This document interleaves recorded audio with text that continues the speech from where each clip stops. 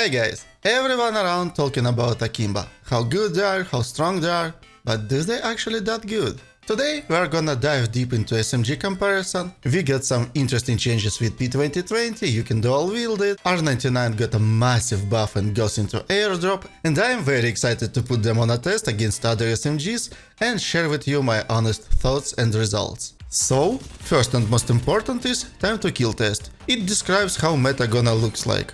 Also, knowing weapon stats helps you to be more aware what to expect from enemy, can you beat him in a straight head-to-head shootout, or you need a more cheeky approach. This season we got some really weird changes to P2020, it lost some damage with hammer point, but gained a little base damage. And now it requires same amount of bullets against red armor, no matter do you have hammer point or no.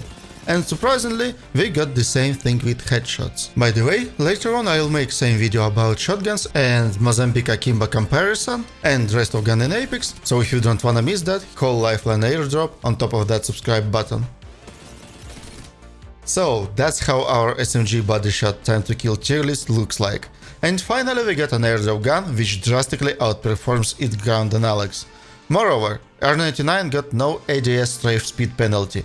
So now that is a must-have. And now R99 had a very interesting caveat that monstrous damage you are able to deal only when you are close enough to your target. Otherwise your gun gonna deal 40% less damage. And I think in the future, to distinguish more SMGs from assault rifles, that will be the fate of all other SMGs. And now we're gonna make a headshot comparison and then put all of this against AKIMBO P2020. So, just like I told you before, P2020 requires the same amount of hits, no matter do you have hammer point or no.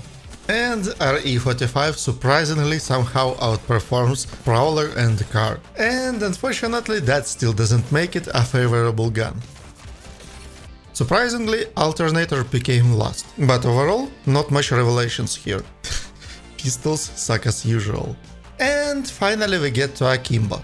That's a very good weapon for early stage of the game, because damage output from one clip is massive. It's even bigger than Alternator, which was the king of damage from one clip. So you got more than enough room for misses and potentially you can take down even red armor in one clip being full stock. And the first results. As you might see, it's not that impressive like people been talking about. At least it's not full garbage. But what about headshots? And here we got our first revelation. Well, that much better. What about hammer point? Yikes. No luck here. But hey, those are still pretty good stats, right? Finally, new weapon can beat something already existing. But there is more. Usually I'm not including hipfire tests because all SMGs performs almost the same across the board, and at 10-15 meters it's kinda better to use ADS to be more precise. But AKIMBO P20 showed amazing hipfire result which I wanna share with you. Just look at that! You can go full John Wick with them.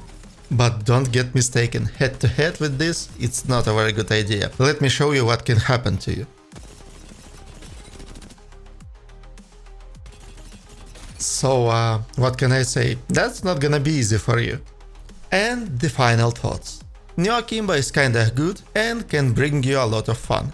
But if I wanna go salty and play for the results, I'd better pick up better performing guns.